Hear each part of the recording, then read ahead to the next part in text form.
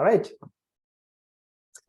Okay, thank you. Good afternoon, everybody. My name is Charles Nebeze, and I'm the Vice President, Business Development and Commercialization with SEMI, and also with the Mining Innovation Commercialization Accelerator. Today, we're going to be hosting Shevin from ALS Goldspot, who's going to be doing a presentation on LithoLens and AI machine vision core logging. This is one of the approved MICA project. But before we jump into his presentation, I wanted to give you a heads up that we are actually doing 16 different webinars. And today we're doing webinar number 6, which is obviously the ALS Goldspot Discoveries presentation. For those of you who are new to MICA and want to submit a proposal into the next round of funding, please use the QR code on the screen to be able to submit your intake into our intake process. Again, it gives me great pleasure to welcome Shevin Azad to do his presentation on LithoLens, AI machine vision core logging. Shevin, please go ahead. Thank you, Charles. Share your screen. Yep. Yeah, let me share my screen. Please let me know if you can see my screen. Yes, we can see your screen perfectly. Go ahead. Okay, perfect. Thanks, Charles, for the intro. Hello, everybody. My name is Shervin Azad. I'm a Director of Software Development and the LithoLens Architect at ALS Goldspot, and I will present the LithoLens project, AI Machine Vision Core Logging Software today. I will summarize different aspects of this project in the next 10-15 minutes. So this will be a very high-level take, but I hope you feel comfortable to ask your question, which is related to this project and this presentation. So before I dive into the technical details, I will introduce our company as well. Goldspot Discoveries, founded in 2016 as a Canadian company recognized as a global leader in artificial intelligence and data science, who are using AI to transform the mineral discovery process. Staffed by geoscience and data science experts, Goldspot provides geological consulting services and software augmented by AI. Recently, ALS Global acquired Goldspot Discovery.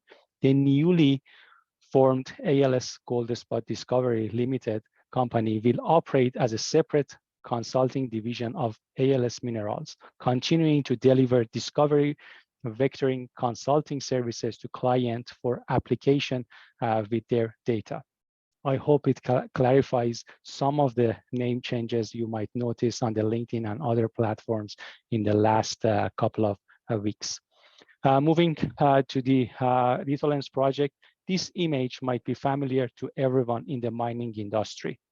Logging, the process of making a record of geological observation obtained from drill core or core photos. The goal of LithoLens products is to use ML, which is machine learning and deep learning technologies, to automate and improve this process. Whether we are talking about logging new geology data or relogging historical data, operations are often faced with 3 critical barriers.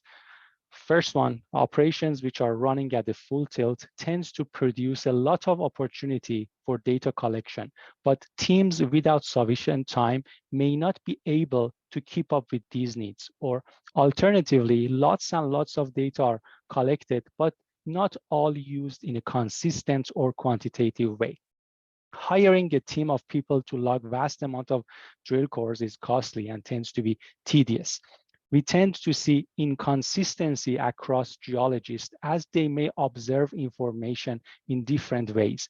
This always compounded with the fact that many operations task young and less experienced geologists with logging, which makes the 3D modeling unreliable at the end of the day. To address aforementioned challenges, we have developed LithoLens, which is a machine learning and deep learning product that automatically processes core imagery to create consistent geological logging datasets. LithoLens output inform mapping, 3D modeling, and exploration decision. And as you see on the right side, we convert a core photo by applying various pre- and post-processing filters and different deep learning models to tabular data that can be loaded in any 3D software for interrogation by geologists. In the next slide, I will introduce some of our modules that we are using in a day-to-day basis. So like any other data processing, pre-processing is one of the initial steps. So over here, we declare or demarking the core photos that we have as part of our one of our pre-processing techniques. So in these steps, we use the pre-trained deep learning model to detect glares or orientation lines as well, and then remove and impede them with like other similar pixel, which like they never existed. So if I go back and forth and play this video, this is like basically what we do. We identify all of these lines, which gonna be like marks from the geologist or the glares, and then remove them before we put these into the next step or other algorithms that we are using on our end. So moving to the one of the initial modules that we have, which is like color clustering. This module goes through all images and extract the list of unique pixel colors for each image. LithoLens then analyzes these RGB values for each pixel corresponding to each drill call. After that, each pixel is assigned to a specific cluster. Then pixel and their assigned clusters groups are defined based on their user-based intervals. For each interval, a contribution percentage is calculated for each cluster. Finally, for each interval, the dominant cluster, which is the highest level of contribution, can be highlighted.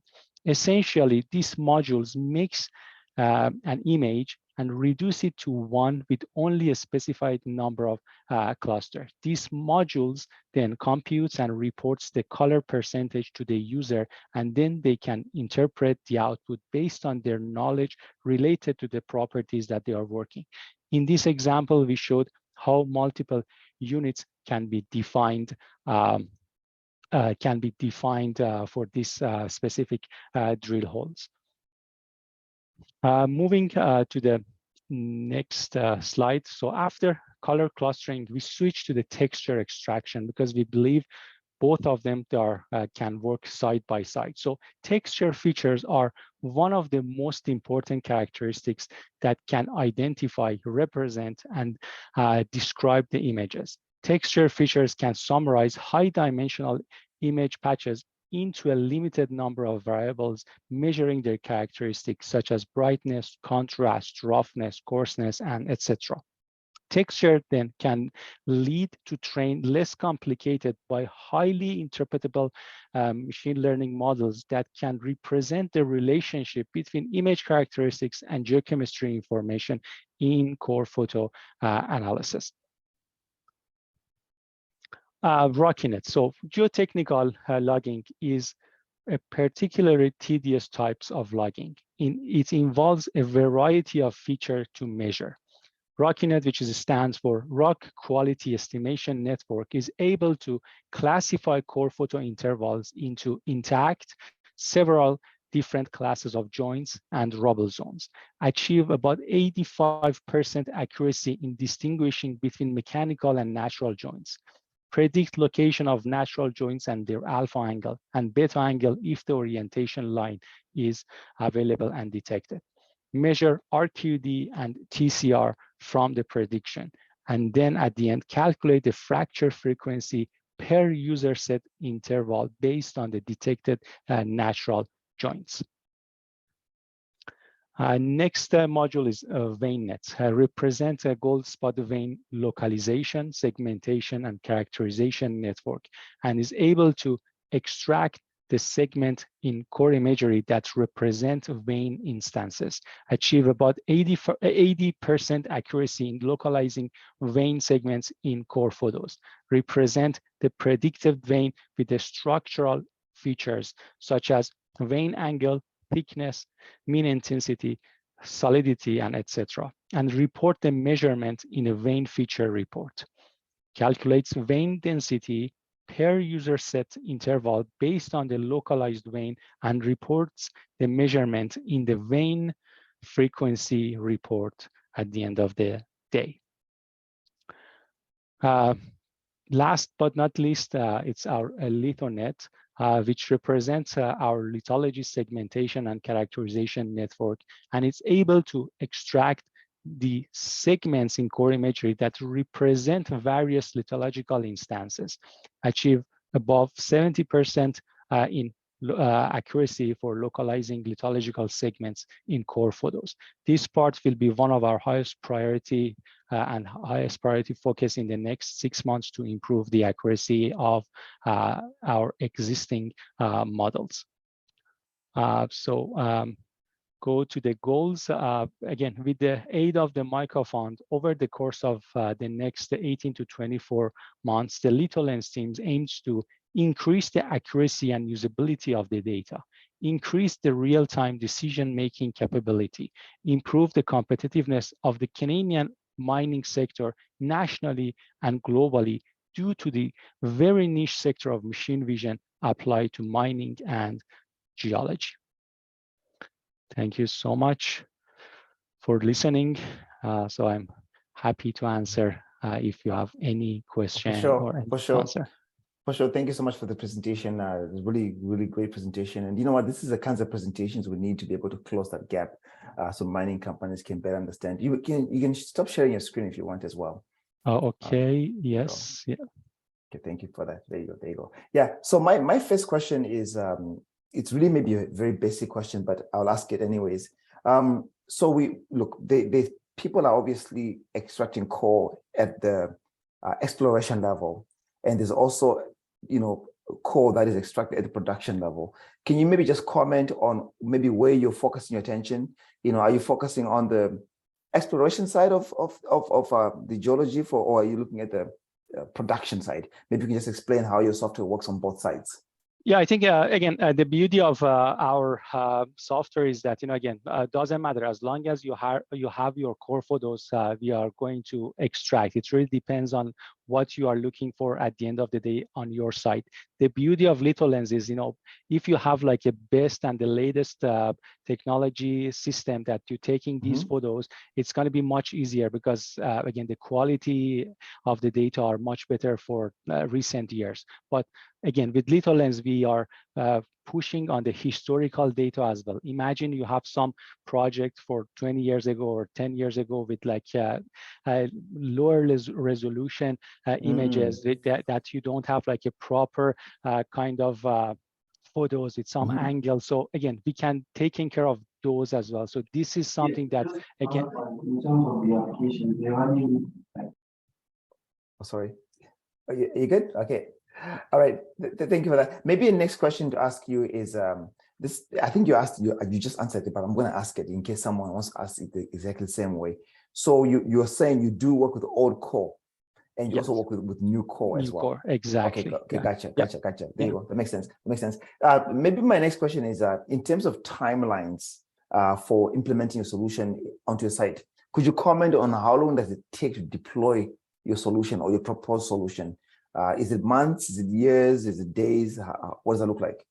It's for we are using some of the LithoLens for our existing client as well. So it's again, it really depends what they are looking for. If they want to start from the scratch, uploading all of their photos in the core shack, as long as they have like their internet connection, they can start again, we are working on the new user interface, and we are going to release that in the early first quarter of 2023. So again, at that point, they can start uploading all of their photos into the cloud, and then after that, we are having our internal algorithms that, again, based on whether they are looking at the geotechnical or geological one, we can use our algorithm. Our geotechnical is like close to the production in comparison with the geological one, because again, we need more training data for the geology side, because it changes like from one area to the another one. So we need to customize some of our model for that specific project. So again, for the geotechnical part, I can say, we are much more ready, to like basically do that as soon as the clients are interested. But again, with the help of the MICA, this is what we are trying to do. Yeah. Providing like much better user interface that like younger generation and like a junior geologist, they can start using that. And then, you know, with the models that we used and we are trained based on the more senior people, we will guide them to like do their job much better in the day-to-day process. Okay, all right. Thank you for that. Thank You know, you. oh, go ahead. Please go ahead. Sorry, Go ahead. sorry, Charles. Thank you, Shervin. That was very interesting. I was just wondering, what's the role of cloud computation in this process? And are you planning to use cloud computation? And if you do, how long does it take to analyze, say, 100 kilometers worth of data? Yeah, that was a great question. Again, everything that we have, it can be run locally on your laptop or on your local server, and also on the cloud. We are using AWS services. And again, it really depends on the timeline that we have for the project. For instance, you know, if there is no rush, like a couple of weeks ago, I had a project that, again, I could wait for a week or so. So I ran that actually locally on my machine. So it takes like 3-4 days to get that information.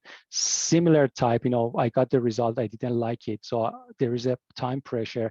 I can add like as much as instances or server I want on the cloud and do that job, which took like 5 days in less than 3 hours. So again, we are using that, but again, it really depends on the client and the time that we want to provide the results to our consults, to our clients at the end of the day. So again, another example, 140 kilometers worth of data for the geotechnical purposes. We are talking about 8 to 10 hours. And again, that's the beauty, because again, the result is going to be consistent at the end of the day, which is our main goal for this project. That's incredible. So it's really fast, efficient, and accurate. So impressive. I have another question. You were talking about machine learning and deep learning, and you may have answered this, but for which of the modules are you using deep learning at the moment, and why?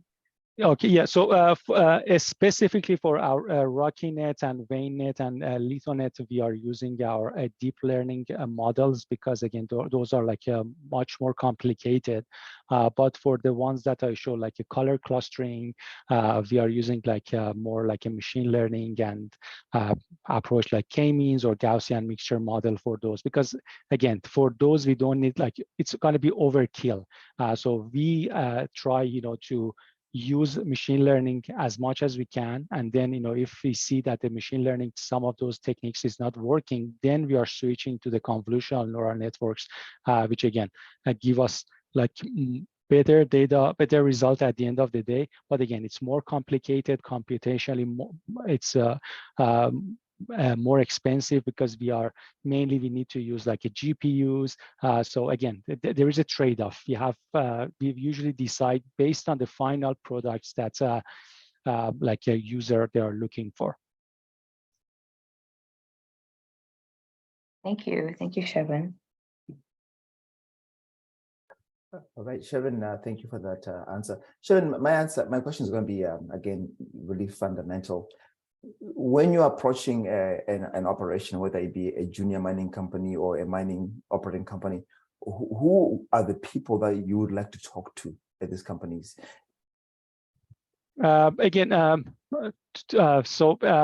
It's like mainly, I think, you know, at this stage we would like to talk to their technical leads, for instance, their geotechnical leads that, you know, again, they are in charge of a specific project. So again, since, you know, we have multiple products, you know, it's hard to say or narrow down that who exactly would like. But again, if it's a geotechnical part, for sure the geotechnical leads can help us a lot. If like they are more towards like a geochemistry, or like they have lots of assay data, or they are kind of recording like core scan data or hyperspectral. Again, since, you know, we have other products that, again, because of the time limit that we have, I didn't show them. Again, we can add lots of value over there as well to combine all the geochemical data sets with what we are getting from the core photos as well. So again, it's any any company who looks for some automation and extracting the data from their core photos in a consistent way, I think we can talk to them and again help them, because as I mentioned in my presentation, the biggest problem is the lack of consistency in the logging data sets. So and again, as I said, it takes like 8 hours. So we can tweak some of our models, rerun everything, for 140 kilometers in 8 hours. So they ended up having like 2 or 3 different like options, and then by comparing that with their geochemical data sets, for instance, or other data sets that they have, they can choose the best like output and then use that for their like further investigation that they are working on. Awesome. Thank you for that. Maybe we've got the room for 2 more questions. So I'll ask one question. The one question I have is, and I think, in your explanation of your technology, you probably indicated the answer already, but if you were to maybe name, say, 2 things that differentiate your technology from what is already out there, right? Because there are some organizations out there that are sort of talking about co-logging, using various techniques and technologies, some of which may, maybe not similar, but they may be complementary to what you're doing. So if you can maybe answer that question is, what specifically differentiates your approach than what others have?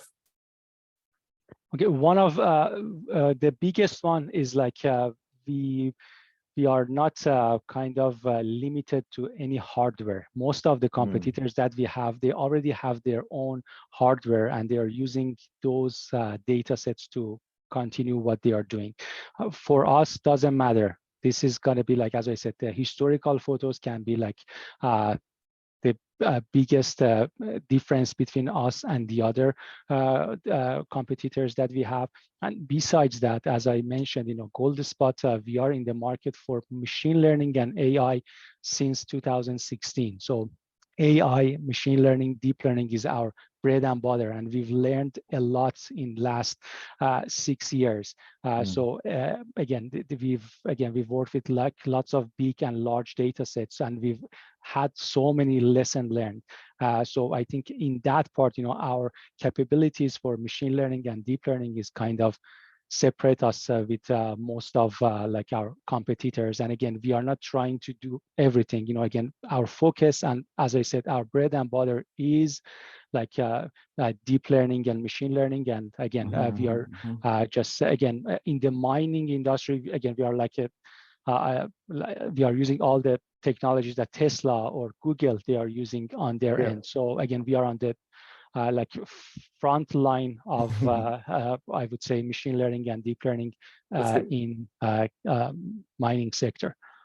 Very good. Very good. Look, I was looking at the time and our time is running away from us. But Shevin, I want to thank you for the presentation, and definitely we will be able to share this with our ecosystem, and hopefully, this technology can help us to bring in the mining industry of the future. So I want to thank you for your time, and looking forward to continue work with you. Thank you so much, Charles and Linessa. Okay, thank you. Cheers, bye.